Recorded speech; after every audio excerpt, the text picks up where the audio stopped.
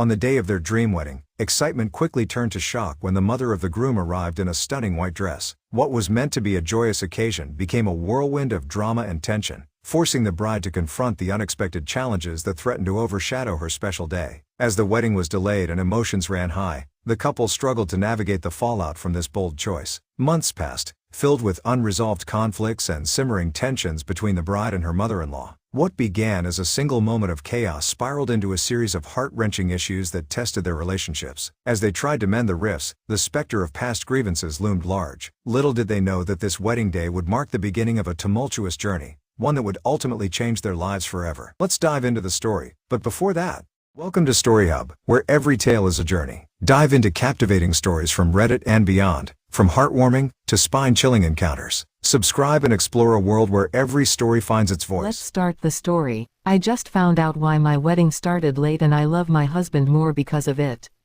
My husband, John, Bucky, M26 and I, F24, just returned from our week-long honeymoon 2 weeks ago. We call my husband Bucky because he resembles the character from the MCU movies. My Bucky is a bit more yummy. Yesterday was the first time we had dinner with his family since the wedding. My sister-in-law F20 is my favorite person besides my husband, which is why she was my maid of honor.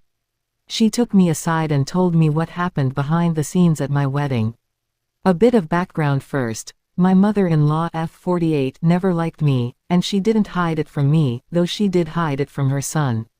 This started from the moment we began dating. She would play nice in front of him but make nasty comments as soon as he was out of sight. At first, I didn't say anything to Bucky, hoping that, in time, his mother would warm up to me. But it never stopped. Eventually, I had enough and started telling Bucky. Bucky spoke with his mother, but she claimed I was misunderstanding her. She didn't stop, she just became subtler, saying things that could be interpreted in multiple ways. I don't blame Bucky, he did believe me, but he also believed his mother when she said she meant something else. When Bucky proposed, I thought that would be the end of it, but she only got sneakier. I almost called off the wedding because I couldn't handle it anymore. We had arguments, and it was frustrating. Bucky always believed me but didn't believe it was his mother's intent to be hurtful. Somehow, we got through it and started planning the wedding.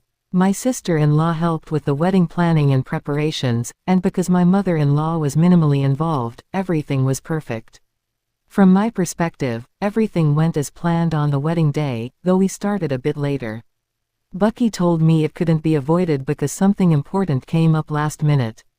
I assumed it was work-related, so I didn't ask. But now I've heard from my sister-in-law what actually happened. I was in the bridal suite, so I didn't see or hear any of this. My mother-in-law arrived at the venue wearing white.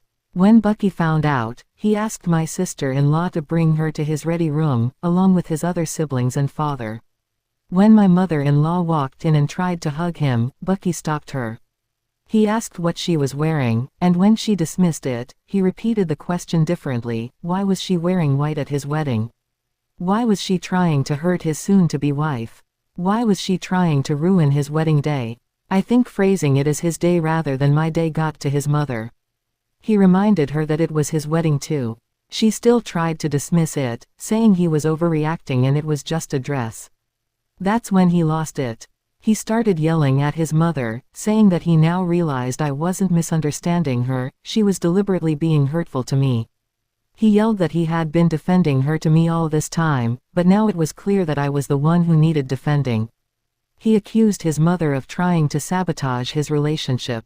When my father-in-law tried to say something, Bucky shut him down, saying he didn't want to hear it because they had stood by and enabled her behavior.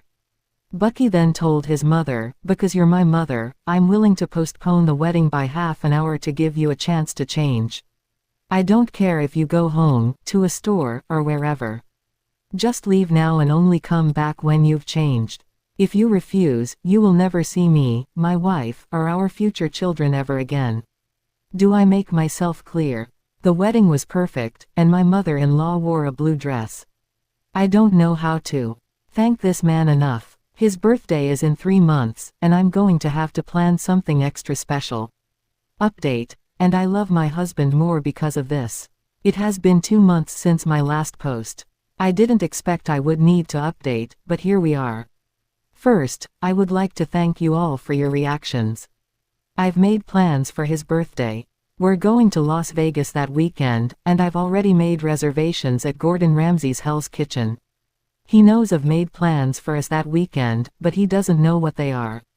Now for the update. We are going no contact with his mother and low contact with his father. Sharon, my sister-in-law, has moved out. She's currently staying with a friend, about a 20-minute walk from us. The reason for all of this. In the weeks after the wedding, Pamela was cordial. She wasn't overly nice, but she also wasn't mean or hurtful. Until 3 weeks ago, we were invited to a family get-together, and everyone was asked to bring something. My college roommate is from South America and taught me how to make a rum cake from her country. It's called viado. I'm not sure if I'm spelling it correctly. It takes hours to make. Bucky spent that time with me in the kitchen, talking, pouring wine for me, and taste-testing the rum. He was there to see how much time and effort went into making the cake.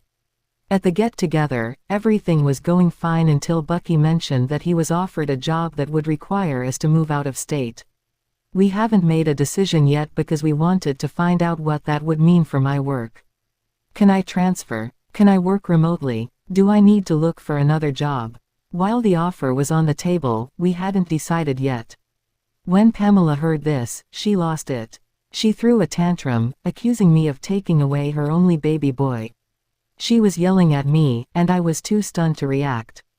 Bucky tried to calm her down, but she wouldn't have it. In her tantrum, she walked over to the table, grabbed my cake, and threw it on the ground. I don't know what happened then. All I remember is falling to my knees, repeating to myself, "It's just a cake, it's just a cake." I was thinking about all the time and energy I put into making it. I called my old roommate for a refresher on the recipe. I had to find a specialty shop for that specific sugar-based rum. I spent hours in the kitchen baking. And she just threw it on the floor. I could hear my husband yelling. I couldn't make out what he was saying, but I've never heard him sound so angry. After a while, Bucky walked over, helped me up, and we left. On our way home, he kept telling me that it would be okay and that we were never going back there again. At home, once we had both calmed down, we talked about it. I didn't even have to suggest going no contact. Bucky said he had already told his mother that we would be going no contact and that we would only resume contact if I changed my mind.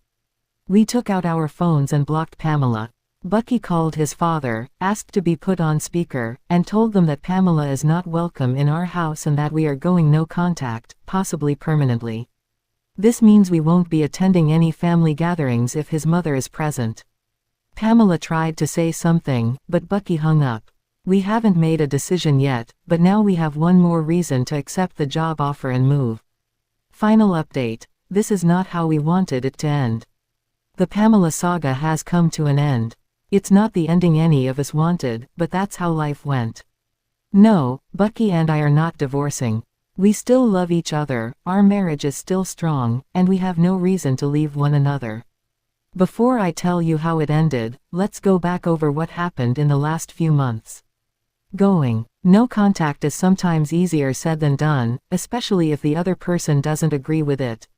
Pamela wanted to see her son again, and in her mind, if she forced him, he would eventually see things her way. So while we went no contact, Pamela went full contact, pun intended. She got a new number and started texting Bucky. Since his phone is on silent during meetings, he only noticed afterward. There were already 20 texts. The text started with apologies, saying she was sorry for what she did, but that we were overreacting. She insisted we're family, and family can work things out. Then, as he didn't respond, her messages became angrier. He blocked that number, and she got a new one. After a week, he had enough and called his father to talk to Pamela. He put her on speaker so I could listen but asked me to stay quiet. Bucky talked to his mother and told her that we were going no contact because of her behavior towards me, his wife, and that her current behavior wasn't helping her case. She asked for how long, and Bucky told her we would resume contact when I changed my mind. That's when Pamela really screwed herself over. She said, that slur for black people, slur for Chinese people will never be fair. I'm mixed African American and Chinese. I audibly gasped when she said that. Pamela must have heard it because she asked if I was there. Bucky looked at me, and I knew what he was thinking. I nodded to him. We had just made our decision. Ignoring her question, Bucky said, we've decided. I'm taking the job offer, and we are moving far away from you. With that he hung up. I don't believe Pamela is racist. I believe she made a racist remark in the heat of the moment. But it was enough to push us over the edge. The next weeks went fast. Bucky confirmed he would take the new job. He resigned his old job. I arranged to work remotely. In a few months my workplace is opening a satellite office here. I'm already on the transfer list. In a month time we moved to our new city. The next 2 months we did not hear anything from Pamela. 2 weeks ago, we got a phone call from my father-in-law. Pamela was involved in a fatal car accident. The investigation is still ongoing, so all we know is that she was on the highway and there was a multiple car pileup. There were multiple casualties, including Pamela. We just came back from the funeral. Even if we were no contact, this was still Bucky's mother. This is not what any of us wanted. We were still hoping that someday we could reconcile. But life had other plans. P.S. Bucky's birthday was great. He's a foodie, and he was in heaven at Hell's Kitchen. Weird sentence, but you know what I mean. We even saw Gordon Ramsay in the kitchen. We didn't get a chance to speak to him, but just seeing him from a distance was a treat. Thanks for joining us at Story Hub. If you enjoyed this story, be sure to check out our next video for another captivating story. Your journey doesn't end here. See you next time.